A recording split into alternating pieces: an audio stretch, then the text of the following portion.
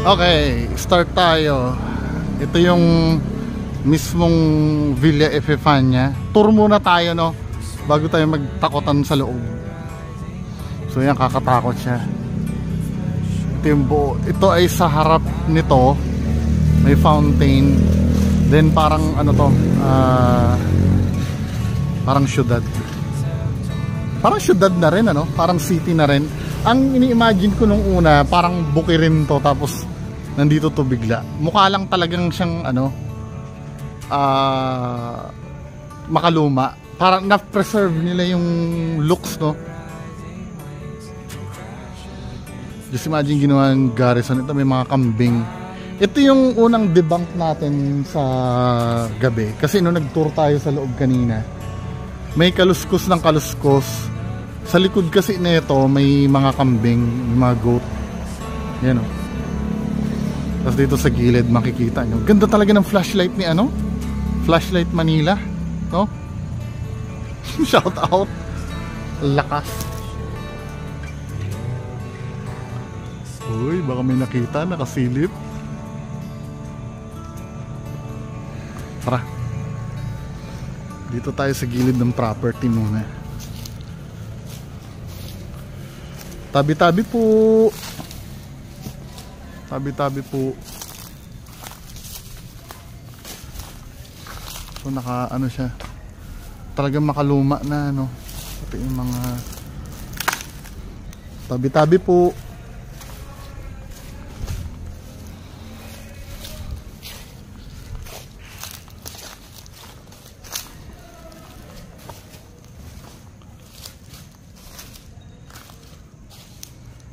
Nasa likod. Susulitin na natin kasi baka kami na daw yung huli eh.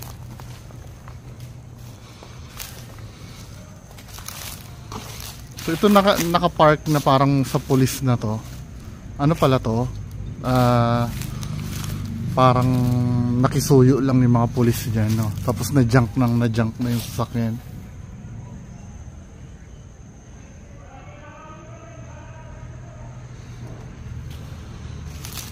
Mabait yung ano, yung caretaker, si ano,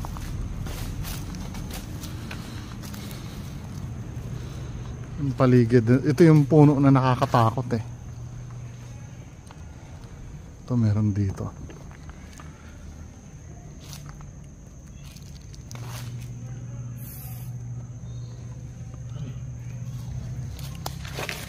Ano sabi mo? Anong ano yan? Ano ba yun? Yung kasamiksit.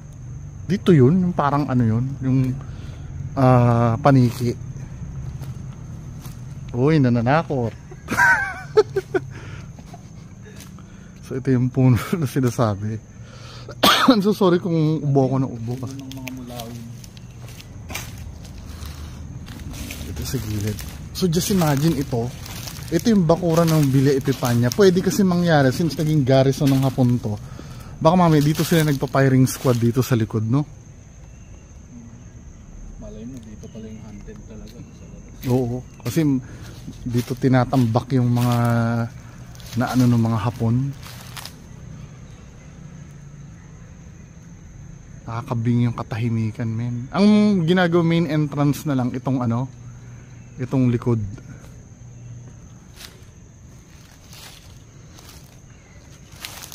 Kasi ito yung puno. Sinasabi na nakakatakot.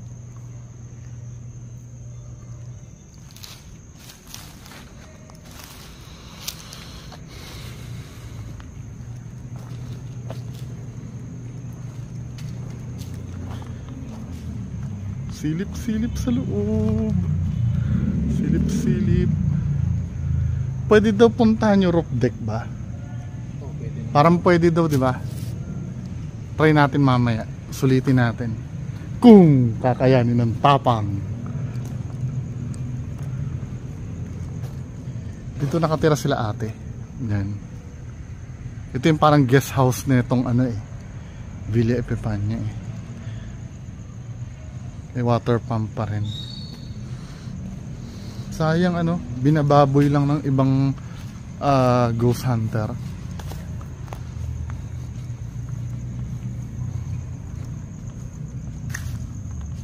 May kambing. Akala ko kung ano.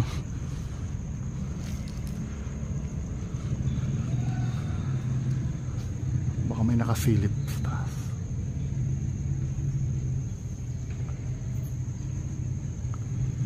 Dito yung mga donya-donya ano. Yung mga donya-donya dyan sa umaga. Dudungaw. Ito yung basement na sinasabi nila hindi na pwedeng puntahan. Yan.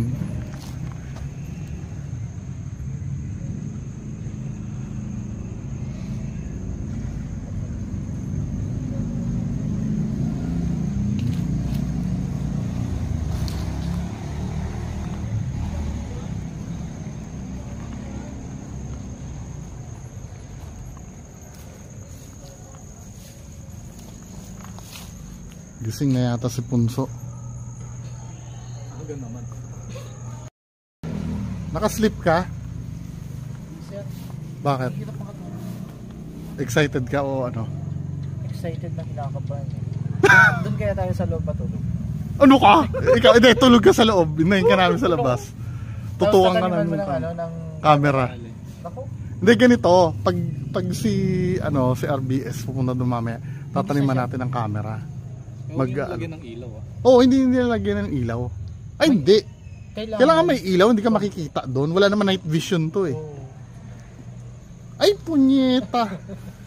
Sige, diskarga men.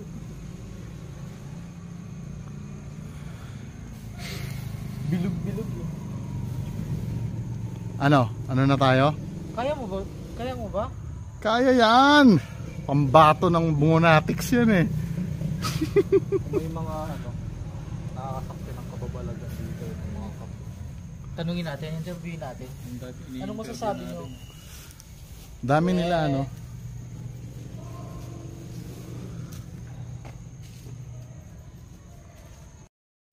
So ano na, mag-i-start na Alone Challenge in RBS.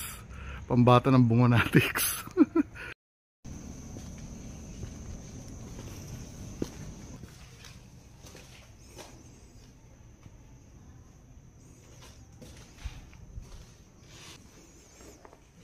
Magamit dito.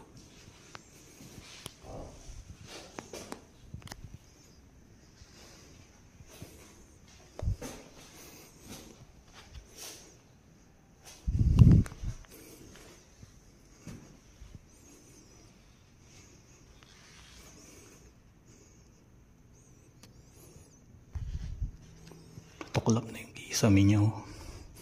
Siguro dahil sa ulan.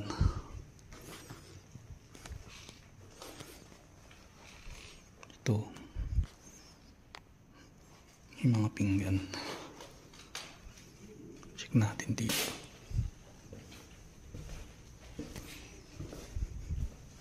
Oh shit.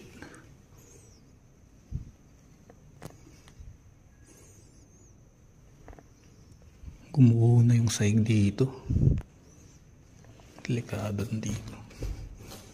Tayo sa kabila.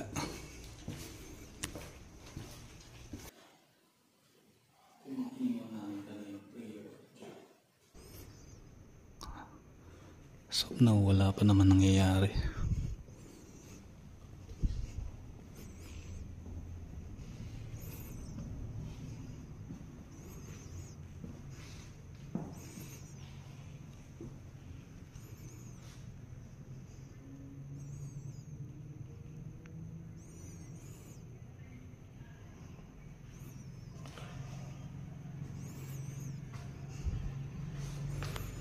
Ito yung piano.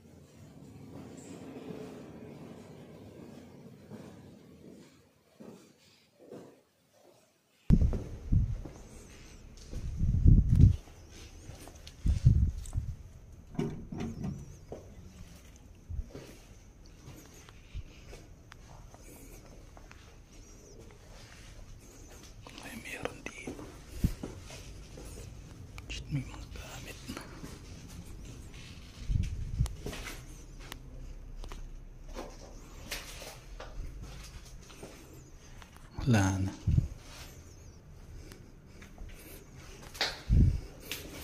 Okay, tayo sa second floor. Check natin kung anong meron dito. Unahin natin to.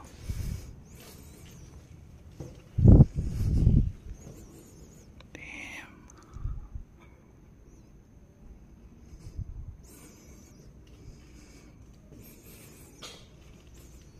May nakikita ba kayo?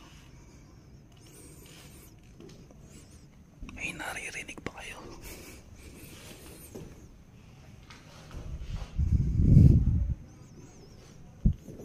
Daming cabinet dito. Daming salamin.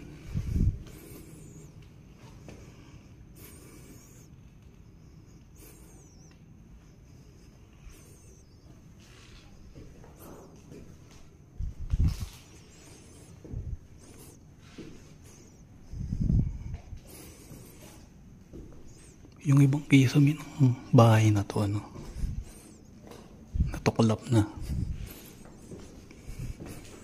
Siguro dahil sa ano, moisture pag umuulan.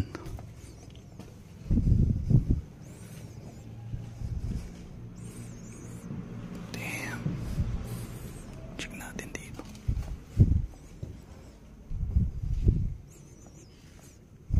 Kwarto din. Nakulap na din yung kisame.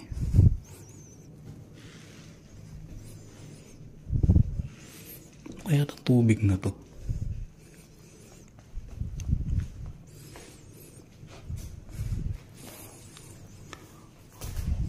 Kalendaryo.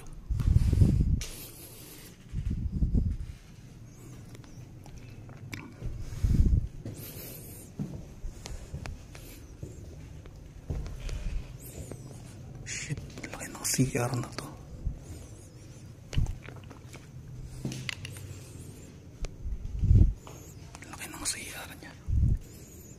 Ito yung bathtub. Hihina na yata yung flashlight ko.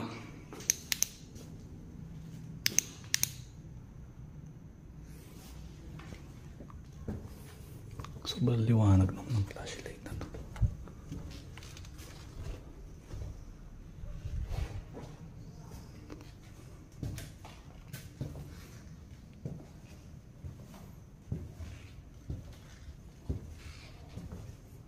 Nating puntahan nito. Naglagay din kami ng ano dito, static camera. Yun. Shit.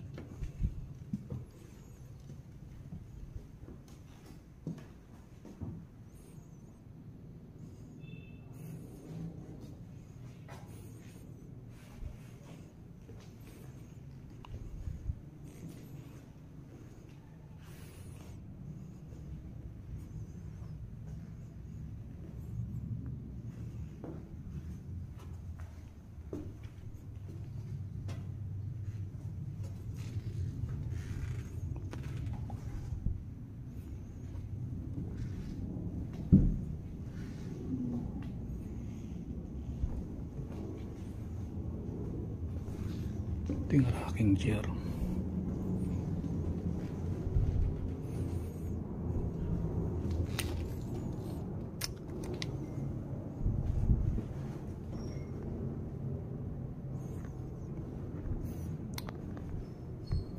Madami ng moisture sa ano, sa kisame.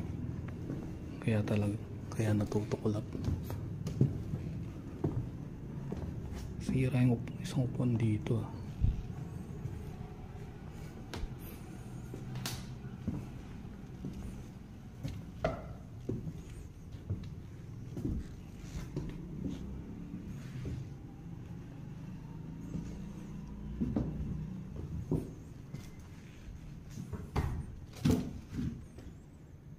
Nakikita ba kayo?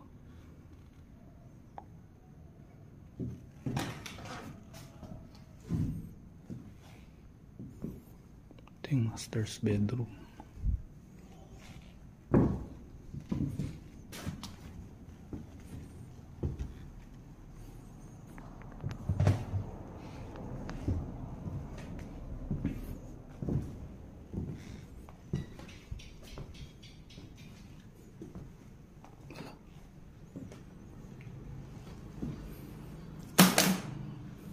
ako yung nakatumba nun guys sa vibration. Maya ko na lang balikan tong camera.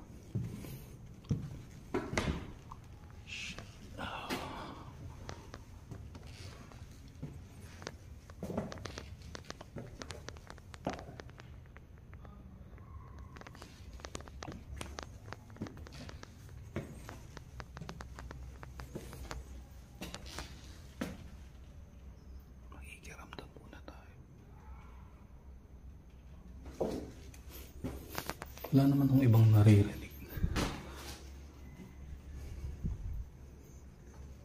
Wala na. Ganito lang pala dito.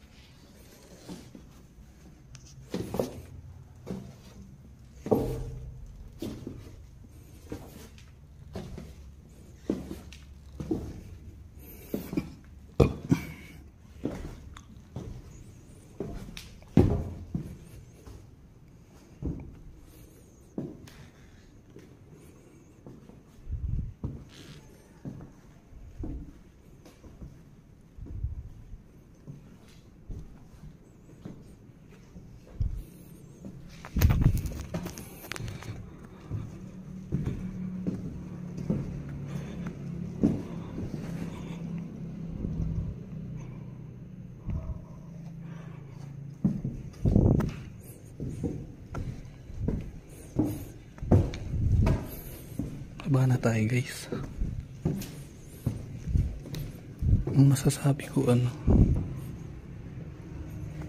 naman akong naramdaman nakakaiba.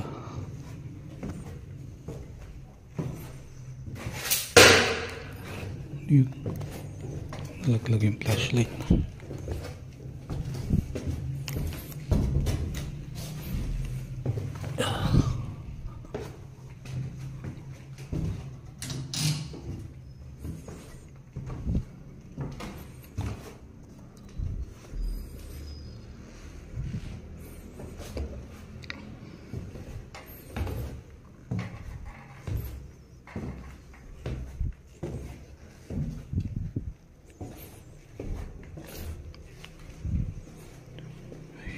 Wala pa naman nangyayari dito.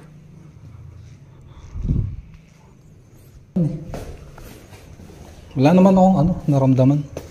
Promise wala akong naramdaman. Hindi natumba yung mga trigger object. Ay putik. Yung sa taas natumba ko. Ako nakatumba. Ikaw nakatumba. Oo. Ay,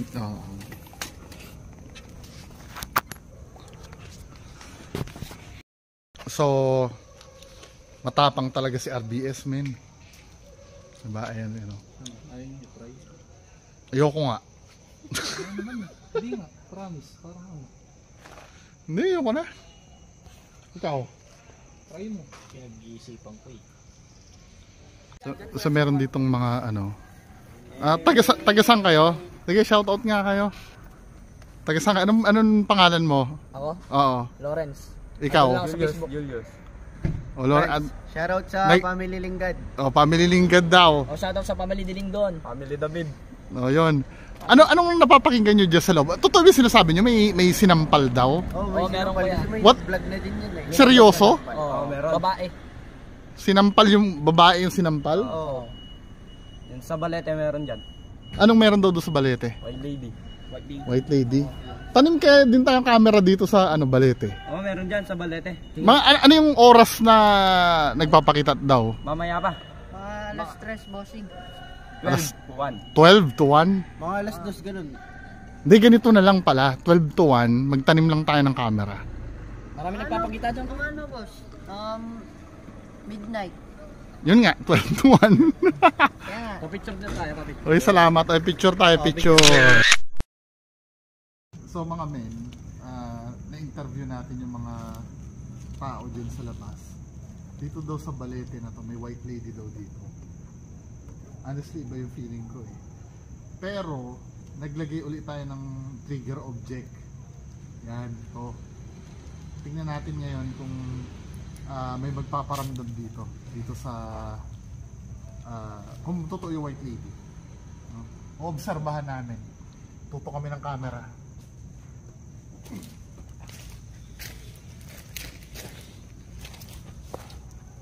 Kita mo. Bigyan natin ng kahit na siguro 5 minutes or 30 minutes, 20 minutes. Ate na white lady, magandang gabi po.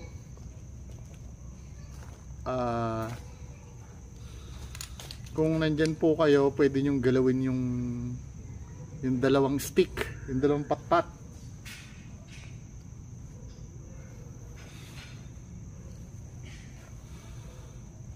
Yung dalawang patpat na nandyan, pwede nyong pagalawin. Ba't tayo naupo dito?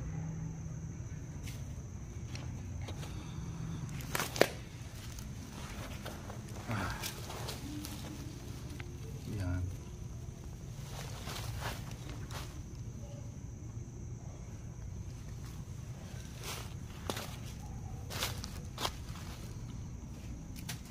Ghosted ko yata tayo. Download ka. Oh, nonsense naman yun. So nandito kami, mag-o-observe kami dito sa puno na to. Kasi sabi nila, itong puno daw na to merong may something daw dito. Sabi nung, nasabi ko na kanina, nandun ako, no? Hindi ko na kailangan ulitin pa. Kung meron pong nakatira dyan, magandang gabi po ate. Kasi white lady daw ate or kuya, magandang gabi po. Nandito po kami, ang purpose po namin ay ma-confirm kung meron po talaga nakatira dito sa puno na to. Kahit lamang lupa or kahit anong entity o kahit anong nabubuhay na hindi namin nakikita. Kami po ay nagpapasintabi. Gusto lang po namin na malaman kung kayo po ay nag-i-exist. Hindi po dahil para bastusin namin kayo or what. Gusto lang namin pong ipakita sa mundo na kayo ay nag-i-exist. At para meron rin pong ibang tao na matuto na galangin kayo. Kung kayo po ay nag-i-exist, pwede pong pagalawin nyo yan. Yung dalawang stick na yan. Lumalakas ang hangin, men. Lumalamig. Pwede pong pakitumba yung stick na yan, yung dalawa. Yung sinet up po namin. Sige na po.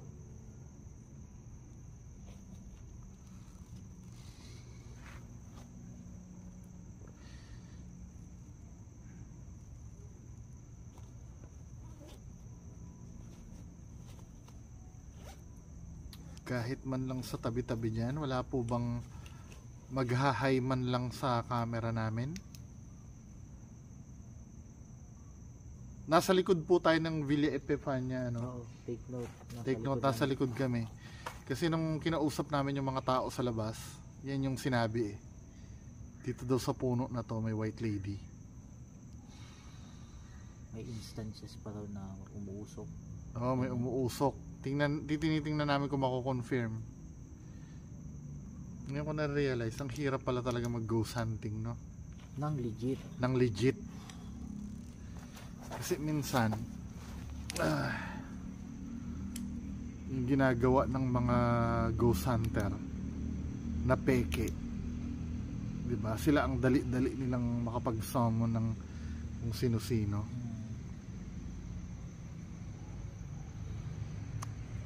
Hindi po kami pumunta dito para makipag-away as per Sir Ed Kalawag. Nandito po kami para lang ipakita sa mundo na kayo ay nag-i-exist at baka tong video namin yung magiging dahilan para maniwala yung mga tao sa inyo. Nararamdaman ko lumalamig, pero mas maganda po sana kung itutumba nyo yung yung stick na ginawa namin dyan.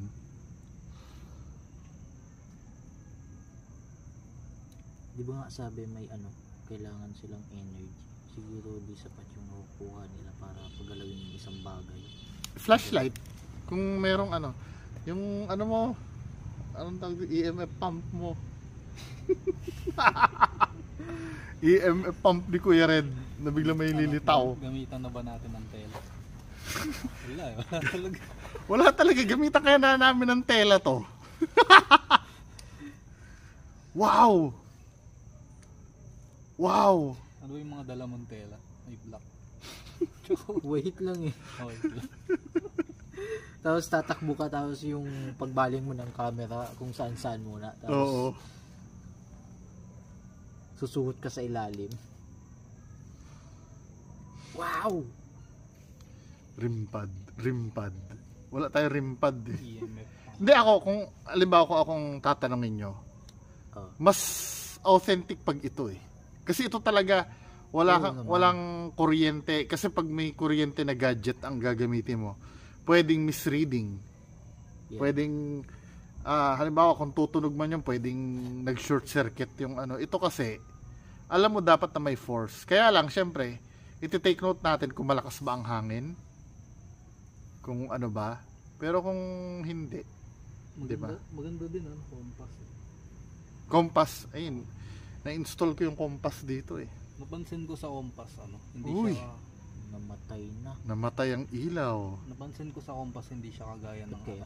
EMF Lobat? na madaling matrigger. Kung hindi mo talaga ilalapit yung metal. Lobat na. Baka wala naman.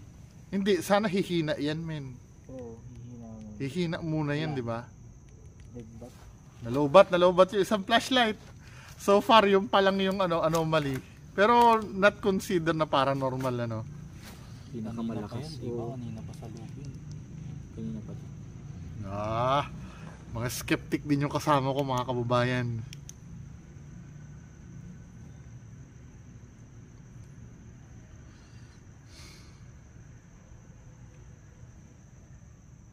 Galing pati nito.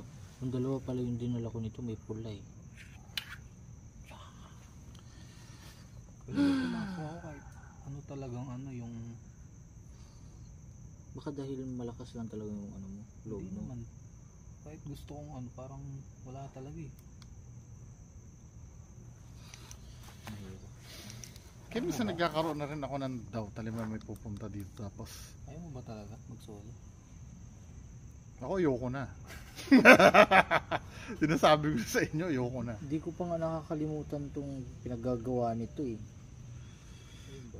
Ni bungo. Tinutukan ko kaya yun. Alin ba? Yung sa Clark niya.